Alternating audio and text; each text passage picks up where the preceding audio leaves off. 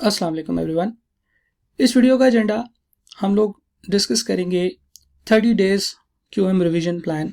QM में failure की 8 बड़ी वजूहत जब मैं डिस्कस कर रहा था तो मैंने आपके साथ कमिट किया था कि मैं आपको एक रिवीजन प्लान शेयर करूंगा, क्योंकि हमने ये चीज़ डिस्कस की थी कि मेजॉरिटी बच्चे अपना आखिरी जो कुछ दिन होते हैं एग्ज़ाम से पहले उनको प्रॉपरली प्लान नहीं कर पाते हैं। वो वक्त ज़ाया कर देते हैं कुछ ऐसी चीज़ों के ऊपर जो इंपॉर्टेंट नहीं होती हैं, और कुछ ऐसी चीज़ों के ऊपर ज़्यादा वक्त लगा देते हैं जिनकी एग्ज़ाम में इतनी वेटेज नहीं होती है।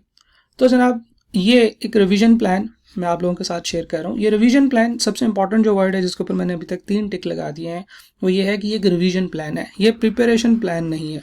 राइट, रिवीजन से मुराद ये है कि जब आपने एक दफ़ा सिलेबस को प्रिपेयर कर लिया है, उसके बाद आपने इस सिलेबस की रिवीजन करनी है एग्ज़ाम्स के पॉइंट ऑफ व्यू से, तो आपने किस ऑर्डर से करनी है।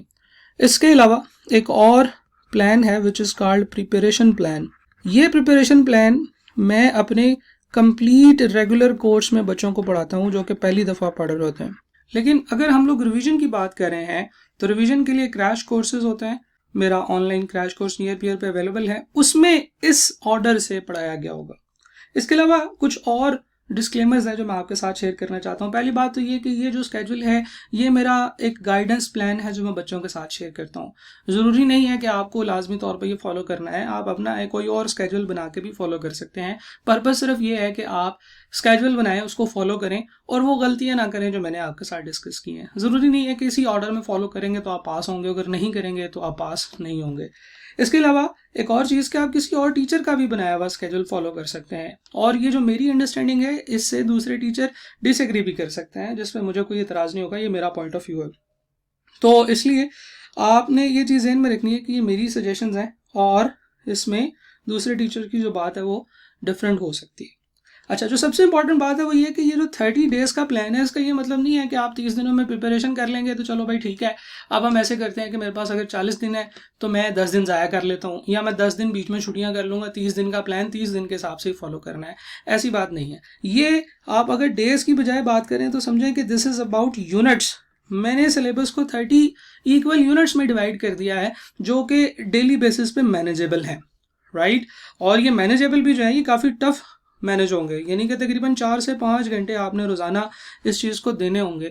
आपने लेक्चर सुनने होंगे, आपने अपने नोट्स देखने होंगे, आपने क्वेश्चंस की प्रैक्टिस करनी होगी। तो ये एक टफ स्केड्यूल है, लेकिन 30 डेज़ में इसको इस तरीके से डिवाइड करके दिया है क्योंकि नॉर्मली बच्चे जागते हैं जब 30 दिन रह जाते हैं, जब 1 महीना रह जाता है एग्जाम्स के अंदर, तो फिर उस वक्त वो सोच रहे होते हैं कि हम क्या प्लान करें। उस वक्त वो प्लानिंग में बहुत सारी गलतियां करते हैं जिससे वो अपने आखिरी 30 दिन भी ज़ाया कर देते हैं। तो इस वीडियो का जो मेन मकसद है वो ये है कि हम 30 इक्वल यूनिट्स में आपके सिलेबस को डिवाइड कर दें। इसका ये हरगिज़ मतलब नहीं है कि आपके पास अगर 30 से ज़्यादा यूनिट्स हैं, 30 से ज़्यादा टाइम है, 30 दिन से ज़्यादा, तो आप उसको ज़ाया कर दें। अगर फॉर एग्जांपल आपके पास 60 डेज़ हैं तो आप इसको इस तरीके से प्लान करें कि हर 2 दिन में 1 यूनिट करें। 1 दिन का टारगेट आप 2 दिन में डिवाइड कर लें। सिमिलरली अगर आपके पास 15 दिन रह गए हैं तो भी आपको परेशान होने की ज़रूरत नहीं है। वैसे तो परेशान होने की ज़रूरत है कि आपने इतना टाइम कहाँ पे ज़ाया कर दिया है, वैसे तो परेशान होने की ज़रूरत है कि आपने इतना वक्त कहाँ पे ज़ाया कर दिया है, और फिर अब आपके पास 15 दिन रह गए हैं और आप पढ़ने के लिए आए। लेकिन अगर आपके पास 15 दिन है और अब आपको थोड़ी शर्म आ गई है, थोड़ी अकल आ गई है, तो फिर आपने किस तरीके से प्लान को फॉलो करना है। क्योंकि बहुत सारी गलतियाँ होती हैं जो बच्चे प्रिपरेशन के दौरान करते हैं। कुछ ऐसे एरियाज़ को ज़्यादा टाइम दे दिया जिनकी वैल्यू नहीं है, ज़्यादा वैल्यू वाले एरियाज़ को कम टाइम दे दिया, कुछ एरियाज़ को स्किप कर दिया, कुछ एरियाज़ को इग्नोर कर दिया, तो ये एक अच्छी बात नहीं है। तो दिस इज डिस्क्लेमर। एक और चीज़ जो बड़ी इंपॉर्टेंट है वो ये है कि भाई साहब, ये जो प्लान है इसमें आपकी अक्यूट लेवल ऑफ डिटर्मिनेशन चाहिए, सेल्फ डिसिप्लिन चाहिए। देखें, स्केड्यूल बनाना कोई बड़ी रॉकेट साइंस नहीं होती। आप 1 घंटा बैठो स्केड्यूल बना लो। इंपॉर्टेंट चीज़ है कि आप उस स्केड्यूल को फॉलो भी करो, क्योंकि सबसे बड़ी प्रॉब्लम जो फेलियर्स के अंदर आती है वो ये है कि वो स्केड्यूल तो बना लेते हैं लेकिन वो उसको फॉलो नहीं करते हैं। ठीक है जी, तो फॉलो करना स्केड्यूल को बहुत ज़रूरी है। स्केड्यूल को प्रॉपर फॉलो करेंगे, आप अपनी सारी की सारी लाइफ को प्लान करेंगे, अपने पूरे दिन को प्लान करेंगे कि इस वक्त मैंने ये काम करना है, इस वक्त ये काम करना है। सेल्फ डिसिप्लिन बहुत ज़रूरी है। अगर आपको ये लगता है कि आपके उठने की रूटीन ख़राब है और आपकी नींद पूरी नहीं होती है, आप कभी 9 बजे उठ रहे हैं, कभी 10 बजे उठ रहे हैं, तो आई एम वेरी सॉरी, आपके लिए सीए नहीं है। आपको चाहिए कि आप सीए से बाहर निकल जाएं। क्यों? क्योंकि आप अपने आप को ही जो है वो डिसिप्लिन में नहीं ला सके तो फिर आप अपनी लाइफ को, अपने जो प्रिपरेशन है, अपनी स्टडी है, अपनी क्वालिफिकेशन है, उसको अच्छे तरीके से हैंडल नहीं कर पाओगे। तो self discipline and determination is most important thing जो कि आपको यहाँ पे चाहिए। तो हम लोग शुरू करते हैं जनाब। सबसे पहले मैं आपको ये सजेस्ट करूंगा कि आप chapter number 10 matrix and determinants कर लें। क्यों? क्योंकि इसका सिलेबस एरिया हैरानकुन तौर पे ICAP ने जो परसेंटेज इसकी बताई है वो है 10 to 15% बताई है, यानी कि ऑन एवरेज इसमें से 12 मार्क्स के सवाल आ सकते हैं। अच्छा, ये एरिया बहुत ही ईजी है। क्यों? क्योंकि इसमें जितनी भी चीज़ें आपने पढ़ी हैं वो 100% आप ऑलरेडी अपनी अर्लियर स्टडीज़ में कर रहे हैं।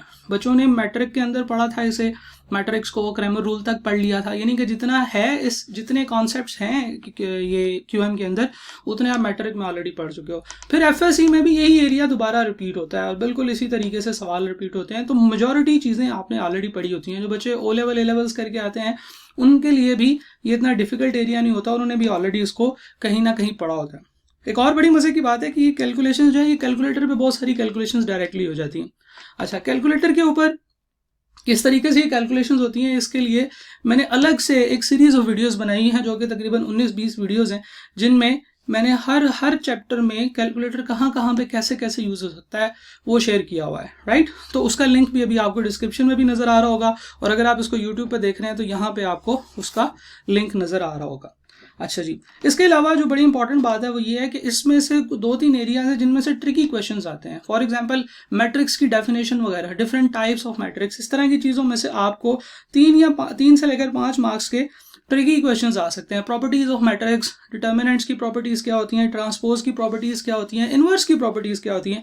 ये कुछ ऐसी चीज़ें हैं जो आपके लिए नई है से मुराद ये कि न्यू है, और आपने इनको करना है, पढ़ना है, जहाँ से भी आपको नोट्स मिले या जिस तरीके से भी आपने इसको कवर करना है, क्योंकि यहाँ से ट्रिकी क्वेश्चन 1-2 आ सकते हैं। बाकी इसके अलावा मेरे ख्याल से इस एरिया में से जो मार्क्स हैं वो लाजमी तौर पे आपके सिक्योर होने चाहिए। आपको कम से कम इस एरिया में से जो है ना वो 10 मार्क्स तो लाजमी तौर पे लेने चाहिए, 10 नहीं चले 8 मार्क्स लाजमी तौर पे लेने चाहिए। इस एरिया में से मार्क्स लूज करना मेरे ख्याल से एक क्राइम है। क्यों? क्योंकि ये बहुत ही ईजी एरिया है, इसको बहुत अच्छे तरीके से तैयार किया जा सकता है, बहुत सारे सवाल अवेलेबल हैं इसमें। आपने जो प्रिपरेशन करनी है इस एरिया के अंदर, क्योंकि ये तकरीबन 10% ऑफ योर होल सिलेबस है, तो आप इस पे वैसे तो 3 दिन लगा सकते हैं, लेकिन हम इसको 2 दिन में कवर करेंगे। एक हम बेसिक अर्थमेटिक्स पहले दिन पढ़ेंगे, दूसरे दिन जो हम matrix inverse method, Cramer rule वगैरह इस तरह की चीज़ें पढ़ेंगे। जब आप मेरे QM के नोट्स देखेंगे तो उसमें इन दोनों के अलग अलग बहुत सारे बेतहाशा सवाल हैं, तकरीबन 150-200 के करीब सवाल हैं जो कि इन दोनों एरियाज़ के अंदर है। वैसे तो ये सवाल भी बहुत ज़्यादा सवाल मैं सजेस्ट नहीं करता, लेकिन if you want more and more practice तो आप इसमें से हर तरह के एक सवाल कर लें, ठीक है जी। इसके साथ ही डे 2 में आपका एक टेस्ट होगा जो कि डे 1 के टॉपिक से रिलेटेड होगा। हम लोग आगे चलते हैं जी। नेक्स्ट एरिया, जब आप मैट्रिक्स कर लें तो आपने करना है चैप्टर नंबर 13 रिग्रेशन एनालिसिस। ये 5 to 10% इसकी वेटेज है, ऑन एवरेज 7 मार्क्स इसमें से आते हैं। ज़्यादातर इसमें से थ्योरी बेस्ड और कॉन्सेप्ट बेस्ड क्वेश्चंस आते हैं, जैसा कि आपको ICAP की जो क्वेश्चन बैंक है या जो ICAP के क्वेश्चंस उन्होंने आप बुक में चैप्टर्स के एंड पे दे दिए हैं, उन सवालों को देख के आपको अंदाजा होगा कि मेजॉरिटी सवाल जो हैं वो इसमें थ्योरेटिकल बेस्ड होते हैं। आपको कॉन्सेप्ट आना चाहिए और वो कॉन्सेप्ट इतना डिफिकल्ट नहीं है, ठीक है जी। आप अगर रिवीजन क्लास मेरी लें तो उसमें मैंने ये तमाम कॉन्सेप्ट जो हैं वो तकरीबन 1.5 घंटे के अंदर तमाम कॉन्सेप्ट 0 से लेकर एंड तक तमाम सवाल कॉन्सेप्ट समझाए हुए हैं, ठीक है जी। इसमें प्रॉब्लम ये होती है कि बहुत सारे लोग अननेसेसरी फार्मूलाज याद करा देते हैं, जैसे R के लिए, B के लिए, A के लिए तकरीबन हर एक के लिए 5-5, 7-7 फार्मूले याद करा देते हैं। आपकी बुक में सिर्फ एक ही फार्मूला है जिसको उन्होंने करके दिखाया हुआ है। हाँ, कुछ ऐसे क्वेश्चन जरूर हैं, 1-2 सवाल मैंने कहीं पे देखे जो कि किसी और फार्मूला से सॉल्व होते थे, तो इतनी परेशानी की जरूरत नहीं है, इसमें बहुत ज़्यादा फार्मूले याद करने की जरूरत नहीं है। हाँ, कर लें, आप पढ़ लें, अगर आपके टीचर आपको पढ़ा रहे हैं तो उसको नोट कर लें, उनको याद कर लें, उनके एक जो है वो सवाल कर लें, लेकिन बहुत ज़्यादा परेशान होने की ज़रूरत नहीं है कि यार ये तो इतने सारे फार्मूले हैं आर के। थ्योरेटिकल बेस्ड क्वेश्चंस आते हैं, कुछ चीज़ें मेजॉरिटी कैलकुलेटर के ऊपर हो जाती हैं। इस चैप्टर के अंदर कैलकुलेटर कहाँ पे यूज़ होता है, A कैलकुलेट करना है, B कैलकुलेट करना है, R कैलकुलेट करना है, summation of values, summation of square of values, तो ये तमाम चीज़ें कैलकुलेटर पे आप डायरेक्टली कैलकुलेट कर सकते हैं। उसके लिए उन्हीं वीडियो सीरीज में जिसका भी मैंने थोड़ी देर पहले जिक्र किया, ये वाली वीडियोस भी आपको मिल जाएंगी। इस एरिया में से तकरीबन 5 मार्क्स तो आपको लाजमी तौर पे सिक्योर करने चाहिए, और ये एरिया इतना बड़ा है ही नहीं कि इसके ऊपर एक से ज़्यादा दिन लगाए जाएं। तो आप एक दिन इसके ऊपर लगा लें, that will be your day number 3, और फिर आप इस एरिया की प्रैक्टिस कर सकते हैं। 2 एरियाज हो चुके हैं, हम तीसरे एरिया की तरफ चलते हैं। चैप्टर नंबर 5 और 6 बिजनेस फिनांस, ठीक है जी, फाइनेंशियल मैथमेटिक्स भी इसको कहते हैं, जिसमें simple interest, compound interest, annuities, perpetuities, NPV और आईआरआर हैं। ये ऐसे एरियाज हैं जिनमें बच्चे थोड़ा स्ट्रगल करते हैं। इसकी वेटेज की बात करते हैं, 15 से 25% इसकी वेटेज है। ऑन एवरेज 20 नंबर के सवाल इसमें से आते हैं। अब जो 20 नंबर के सवाल हैं, 10 से लेकर 12 नंबर तक सवाल तो बहुत ही ईजी होते हैं, क्योंकि ये ईजी और डिफिकल्ट दोनों का मिक्सचर आता है। लेकिन 8 से 10 नंबर के सवाल कॉम्प्लेक्स भी होते हैं, जो कि आपकी रीजनेबल प्रैक्टिस से, बल्कि बहुत अच्छी प्रैक्टिस से आप ये सारे मार्क्स सिक्योर कर सकते हैं। लेकिन रीजनेबल प्रैक्टिस से आप इस एरिया में से, यानी कि इन 8 से 10 मार्क्स वाले क्वेश्चंस में से भी कुछ अच्छे जो है ना वो मार्क्स आप सिक्योर कर सकते हैं। ठीक है जी। ट्रिकी एरियाज इसमें कौन कौन से हैं जी? थ्योरी है, फाइनेंस की theory, time value of money क्या होती है, फाइनेंस के कॉन्सेप्ट्स और equality of the terms, S और पी इक्वल होते हैं, इस तरह की जो चीज़ें होती हैं ना, ये आपको यहाँ पे थ्योरेटिकल कॉन्सेप्ट्स के तौर पे पूछे जा सकते हैं। फिर एन्युटी की थ्योरी के कुछ सवाल हैं जो कि बड़े मज़े के सवाल मुझे तो लगते हैं, जिससे बच्चे की बहुत सारी अंडरस्टैंडिंग एन्युटी से मुतालिक, परपेचुइटी से मुतालिक जो है वो चेक हो जाती है। तो थ्योरेटिकल बेस्ड क्वेश्चंस के ऊपर आपने थोड़ा फोकस रखना है। इसके बहुत सारे सवाल मेरे नोट्स के अंदर थ्योरेटिकल बेस्ड क्वेश्चंस हैं, ठीक है, जो इनफ है, ठीक है, बहुत सारे तो नहीं है, हाँ शायद 15-20 सवाल ऐसे हैं जो कि थ्योरेटिकल वाले हैं और आपको वो इंशाल्लाह एक अच्छी इंसाइट देंगे। एन्युटी की बात करें, एन्युटी इसमें इंपॉर्टेंट है, और एप्लीकेशन ऑफ फाइनेंस, यानी कि एनपीवी और आईआरआर, खास तौर पे एनपीवी के कॉन्सेप्ट, एनपीवी और रेट का क्या डिफरेंस होता है, रिलेशनशिप होता है कि कब आपने एनपीवी बढ़ानी है तो रेट को क्या करना पड़ेगा, आईआरआर का क्या मतलब है, आईआरआर अगर 0 आ जाए तो उसका क्या मतलब है, एनपीवी अगर पॉजिटिव आ जाए तो उसका क्या मतलब है। इस तरह की चीज़ें जो होती हैं वो हम लोग यहाँ पे थ्योरेटिकल बेस्ड क्वेश्चंस में पूछते हैं। बहुत ज़्यादा डायरेक्ट कैलकुलेशंस ऐसी नहीं है जो आप डायरेक्ट कैलकुलेटर पे कर सकते हैं इस चैप्टर के अंदर, लेकिन कैलकुलेटर आपको यहाँ पे काफ़ी हेल्प करेगा, क्योंकि काफ़ी सारी कैलकुलेशंस यहाँ पे इन्वॉल्व होती हैं। ठीक है जी। इसमें से कम 13 मार्क्स मेरे ख्याल से आपको लाजमी तौर पे सिक्योर करने चाहिए। एक तो ये कि जो 10 से 12 मार्क्स के इजी क्वेश्चंस आते हैं, इसमें से आपको 8 सवाल 8 मार्क्स सिक्योर करने चाहिए, और ये 8 से 10 जो है इसमें से आपको कम से कम जो है वो 4 मार्क्स तो ज़रूर सिक्योर करने चाहिए। तो एटलीस्ट 12-13 मार्क्स जो है वो आपको यहाँ से ज़रूर सिक्योर करने चाहिए।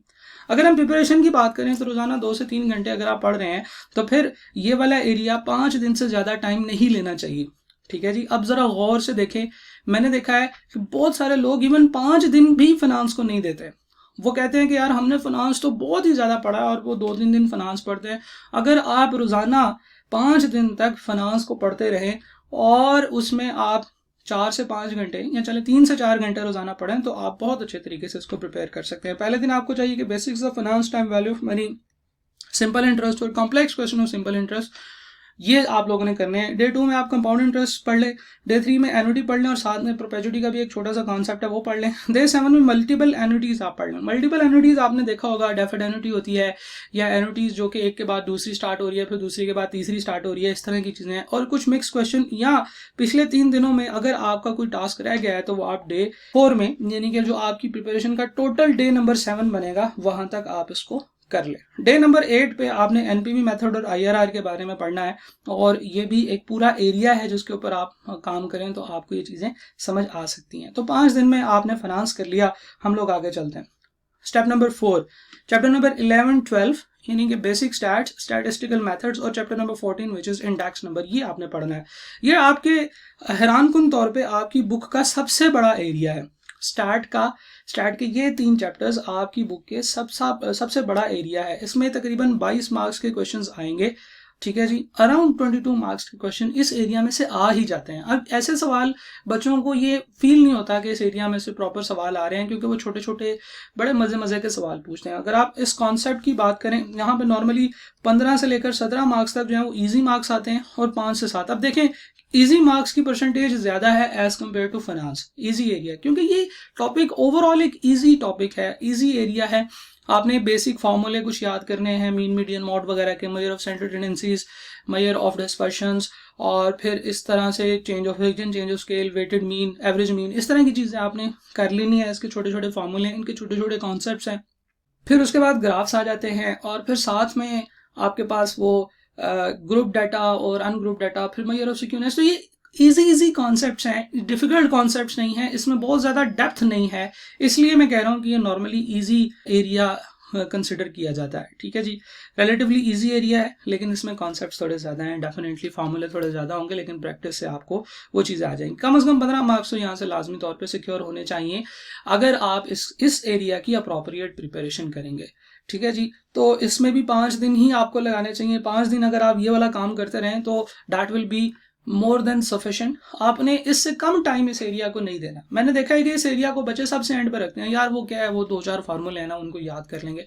ये एरिया ज़्यादा पॉइंट स्कोरिंग एरिया है। ये अभी तक जितने 4 एरियाज हमने डिस्कस किए हैं, ये सारे के सारे काफ़ी पॉइंट स्कोरिंग एरियाज हैं। इन पे अप्रोप्रिएट टाइम लगाना चाहिए। इन पे टाइम की कमी नहीं देनी चाहिए, क्योंकि हम लोग करते क्या है, हम गलती ये करते हैं कि हम ऐसे एरियाज को ज़्यादा फोकस करते हैं। चैप्टर नंबर 4 को, चैप्टर नंबर 2 को, चैप्टर 7 को, इवन लीनियर प्रोग्रामिंग के ऊपर आप 3-3, 4-4 दिन लगा देते हो। उन चैप्टर्स की इतनी औकात नहीं है, उनके इतने सवाल ही नहीं आने हैं। हाँ, सवाल आएंगे, मैं ये नहीं कह रहा सवाल नहीं आएंगे। 2-3 नंबर का, 4 नंबर का, 5 नंबर का सवाल अगर आ जाता है तो उस एरिया की वजह से हम लोग ये वाला इंपॉर्टेंट एरिया जो है ये ज़ाया नहीं करेंगे। हमें ऐसा नहीं करना चाहिए, राइट। तो जो इंपॉर्टेंट चीज़ है वो ये है कि आपने अपनी प्रिपरेशन इस तरीके से प्लान करनी है कि आप ज़्यादा चीज़ें अप्रोप्रिएट टाइम पे कवर करें। अगर हम लोग रिवीजन की बात करें तो आपका प्लान इस तरीके से होगा कि पहले दिन में आप अनग्रुप डाटा के एट्रीब्यूट्स पढ़ेंगे, measure of central tendency, measure of dispersion, change of origin scale, weighted mean etcetera.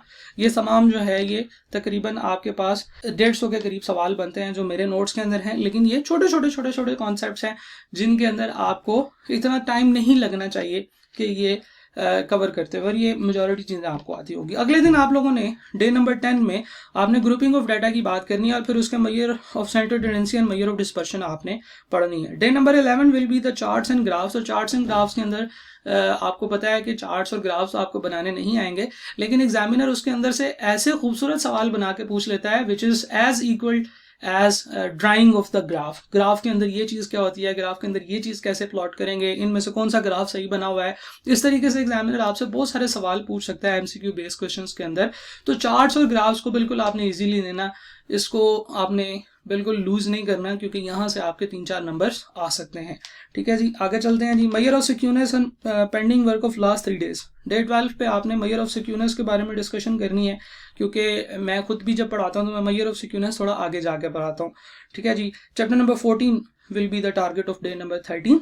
तो इस तरीके से आपके 13 दिन के अंदर ये वाले एरियाज कवर हो जाएंगे। अच्छा, अब जरा देखें कि आपने अभी तक 13 दिन में 7 चैप्टर्स किए हैं, और आई कैप की वेटेज के हिसाब से अगर आप बात करें तो 60% इसकी वेटेज है। और इन 7 चैप्टर्स की अगर आप अच्छे तरीके से तैयारी कर लें तो आपके 41% मार्क्स तो एटलीस्ट सिक्योर हो जाते हैं। यानी कि टोटल तकरीबन 60 मार्क्स में से 41 मार्क्स आप इस एरिया में से ले सकते हैं।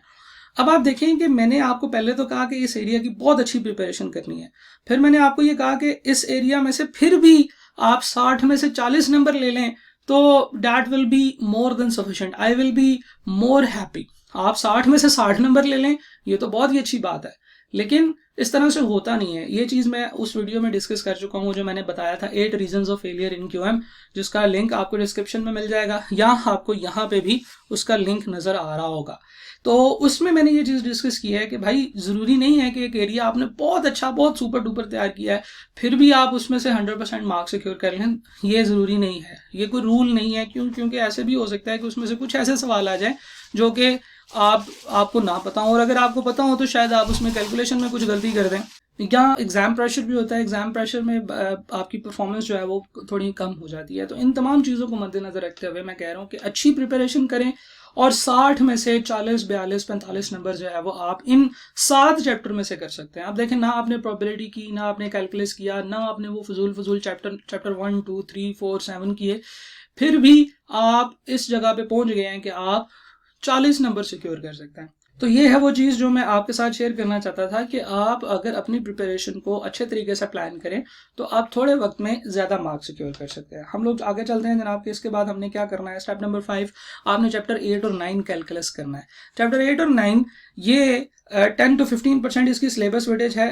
ऑन एवरेज 10 से 12 मार्क्स के सवाल इसमें से आ सकते हैं। ये ईजी एरिया इस सेंस में है कि इसमें कॉन्सेप्ट्स कम है, राइट। इसमें मैक्सिमम मिनिमम फाइंड करना है, टर्निंग पॉइंट फाइंड करना है, पॉइंट ऑफ इन्फ्लेक्शन फाइंड करना है, आपके पास क्वाड्रेटिक फंक्शंस हैं, क्यूबिक फंक्शंस हैं, इनके ग्राफ्स की अंडरस्टैंडिंग है, एंड दैट्स इट। ठीक है जी, तो ये एरिया स्टूडेंट को इसके अलावा कैलकुलस की भी थोड़ी बहुत अंडरस्टैंडिंग होती है ऑलरेडी।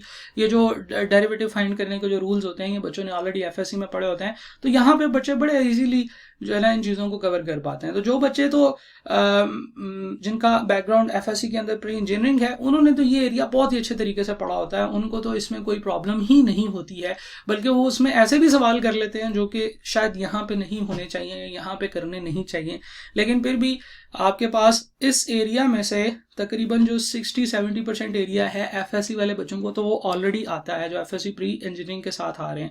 लेकिन एफएससी प्री मेडिकल है, ओए लेवल्स वाले हैं, जिन बच्चों ने डेरिवेटिव्स नहीं पढ़े उनको भी परेशान होने की ज़रूरत नहीं है।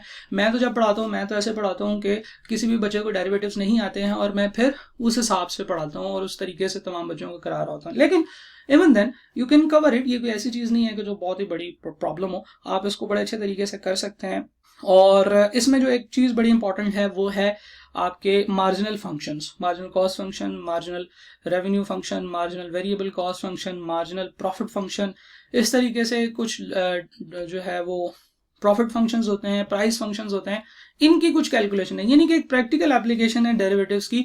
तो वो एक एरिया है जिसमें से लाजमी तौर पे 3 से 4 मार्क्स के सवाल आपको आते होते हैं, तो वो भी हम लोग एक दिन उसके ऊपर भी लगाएंगे।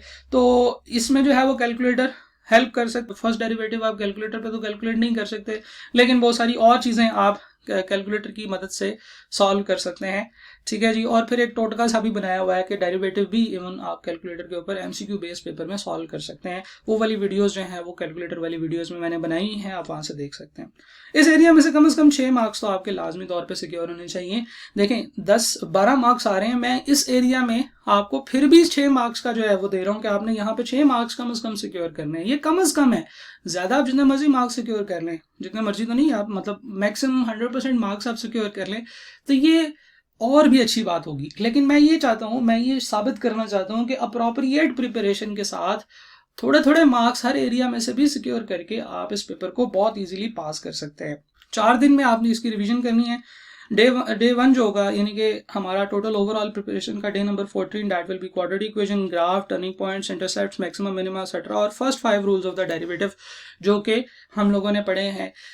पावर रूल है, इसके अलावा एडिशन रूल है, सब्ट्रैक्शन रूल है, इस तरह की चीज़ें जो हैं, ये बहुत सारे रूल्स हैं जो कि 5 रूल्स हैं जो कि आपने अपने डे 1 की प्रिपरेशन में करनी है और इसकी प्रैक्टिस भी करनी है। इसके अलावा डे नंबर 15 आपने क्यूबिक फंक्शंस, उसके ग्राफ, पॉइंट ऑफ इन्फ्लेक्शन के बारे में डिस्कशन करनी है। ये एक छोटा एरिया है रिलेटिवली डे नंबर 14 से, तो डे नंबर 14 का अगर आपका कोई लैग रह गया है तो आप डे नंबर 15 में उसको कवर कर सकते हैं। डे नंबर 16 आपका cost function, profit maximising, quantities और इस तरह की चीज़ों के ऊपर होगा जो हम लोगों ने बात की कि प्रैक्टिकल एप्लीकेशन ऑफ डेरिवेटिव है। ये एरिया एक दिन में कवर किया जा सकता है और आपने इनके इसी तरीके से जो है ना वो लेक्चर्स लेने हैं। अगर आप मेरा क्रैश कोर्स ले रहे हैं तो इसमें अभी तक जिस तरीके से मैंने आपको बताया है बिल्कुल उसी तरीके से डे बाय डे के टारगेट्स के साथ आपके ये तमाम वीडियो लेक्चर्स अवेलेबल हैं।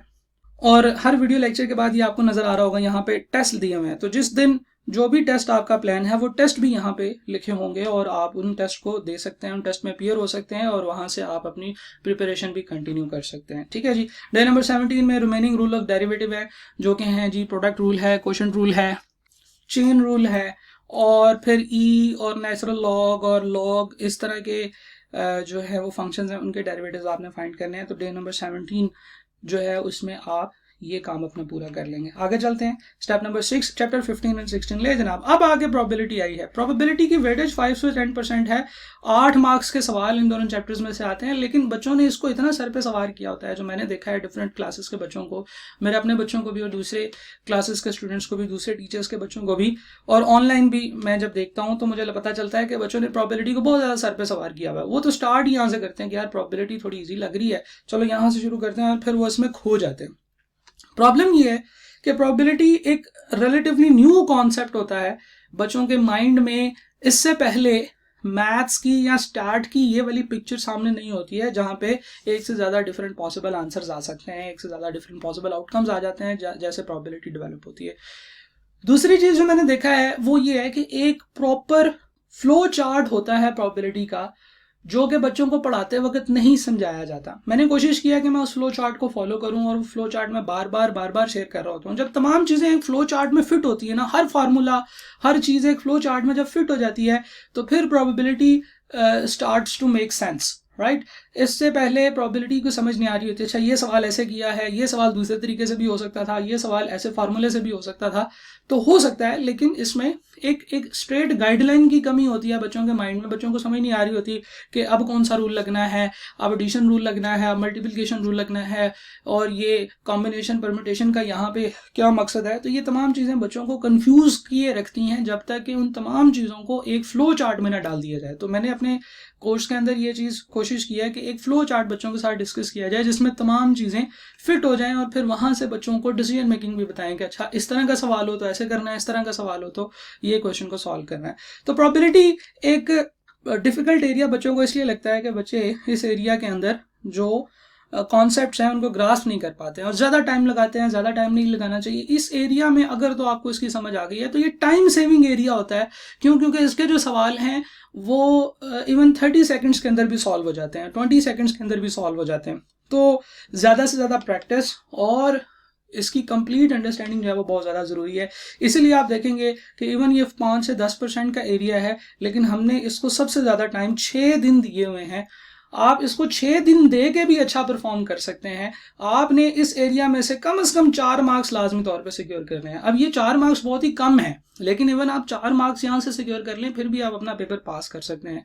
ठीक है जी, इस एरिया के अंदर अंडरस्टैंडिंग बहुत ज़्यादा ज़रूरी है। आप लोग बात करते हैं कि इसको कैसे हम प्रिपेयर करेंगे। पहले दिन आप बेसिक प्रोबेबिलिटी और finding probability and single experiment पढ़ेंगे। दूसरे दिन आप मल्टीपल एक्सपेरिमेंट्स की बात करेंगे, कंबाइंड सैंपल स्पेस के साथ और मल्टीप्लिकेशन प्रिंसिपल के साथ, और उसके तो 2 वेरिएंसेस हैं जो कि मैं अपने मतलब जिस तरीके से मैं पढ़ाता हूँ मैं उस तरीके से आपको बता रहा हूँ। मेरे नोट्स भी आपको इसी फॉर्मेट में मिलेंगे, मेरे क्रैश कोर्स की वीडियोस भी आपको इसी फॉर्मेट में मिलेंगी कि आप इस तरीके से इसको कर सकते हैं। अगर आप किसी और टीचर से पढ़ रहे हैं तो उसमें भी मसला नहीं है। आप पहले दिन सिंगल एक्सपेरिमेंट पढ़ लें, उसके बाद अगले दिन सक्सेसिव एक्सपेरिमेंट, यानी कि 2 दफ़ा कार्ड निकाला, 2 दफ़ा डाइस रोल किया, 4 दफ़ा आपने कोइन टॉस किया, इस तरीके की जो चीज़ें हैं वो आप दूसरे दिन में पढ़ लें। तीसरे दिन आपने कॉम्बिनेशन और परम्यूटेशन और इसका इस्तेमाल प्रोबेबिलिटी के अंदर वो पढ़ना है। डे नंबर 21 यानी कि चौथा दिन होगा डिफरेंट लॉज और रूल्स की मदद से। जो आपके पास डिफरेंट लॉज होते हैं, एंड लॉ होता है, और लॉ होता है, कम्प्लीमेंट लॉ होता है, इसके अलावा कंडीशनल प्रोबेबिलिटी होती है। इन तमाम एरियाज़ को, इन तमाम चीज़ों को जहन में रखते हुए या प्रोबेबिलिटी के रूल्स को जहन में रखते हुए प्रोबेबिलिटी के थ्योरेटिकल क्वेश्चंस, वो तमाम चीज़ें आप लोग डे 21 पे करेंगे। डे 22 आप discrete probability distribution, binomial, Poisson और हाइपरजोमेट्रिक डिस्ट्रीब्यूशन के सवाल करेंगे, और डे नंबर 3 आप नॉर्मल डिस्ट्रीब्यूशन के तमाम सवाल करेंगे। तो इस तरीके से आप 6 दिन में इस सबसे तो नहीं कहना चाहिए, लेकिन एक नॉर्मल साइज के एरिया को सबसे ज़्यादा टाइम आप दे रहे हैं। क्यों? क्योंकि हमने इस एरिया के अंदर इससे ज़्यादा टाइम नहीं देना। प्रॉब्लम ये होती है कि बच्चे इससे ज़्यादा टाइम इस एरिया में लगा देते हैं, उनको समझ ही नहीं आ रही होती कि उसको कैसे करना है। इससे कम टाइम में आप जब इस एरिया को कवर करने जाएंगे तो आप चीज़ें स्किप कर रहे होंगे, जो मेरी अपनी अंडरस्टैंडिंग है वो ये कहती है। अच्छा जी, हम लोग आगे चलते हैं। स्टेप नंबर 7, आप लोगों ने बेसिक मैथ्स का एरिया, जो सबसे बड़ा एरिया है, अगर हम चैप्टर वाइज बात करें, चैप्टर नंबर 1, 2, 3, 4 और 10 इसमें आते हैं। चैप्टर नंबर 1 की बात करें तो इसमें तो आपके पास जो सबसे इंपॉर्टेंट चीज़ है वो यही है कि परसेंटेज की कैलकुलेशंस क्या होती हैं, मार्कअप और मार्जिन क्या होता है। उसके अलावा परसेंटेज की बहुत सारी कैलकुलेशन आप कैलकुलेटर पे कर सकते हैं। जितने आपके पास रेशो, परसेंटेज के रेशो और प्रोपोर्शन के क्वेश्चंस हैं वो आप कैलकुलेटर पे स्ट्रेट अवे कर सकते हैं। डिफरेंट जो फ्रैक्शंस के क्वेश्चंस होते हैं वो भी आप कैलकुलेटर पे कर सकते हैं। बहुत सारी चीज़ें आप कैलकुलेटर पे कर सकते हैं। इसी तरीके से चैप्टर नंबर 3 है जिसमें आपके पास साइमल्टेनियस इक्वेशंस को सॉल्व करना है, क्वाड्रेटिक इक्वेशन को सॉल्व करना है, लॉग के रूल्स हैं, लॉग के रूल्स को बेस बना के डिफरेंट टाइप के क्वेश्चन सॉल्व करना वो। तो ये दोनों एरिया जो हैं ये मतलब छोटे एरियाज हैं। लेकिन जब हम चैप्टर 2 की बात करें तो chapter 2 is about Cartesian plane, और इसमें एक और छोटी सी चीज़ है which is break even analysis.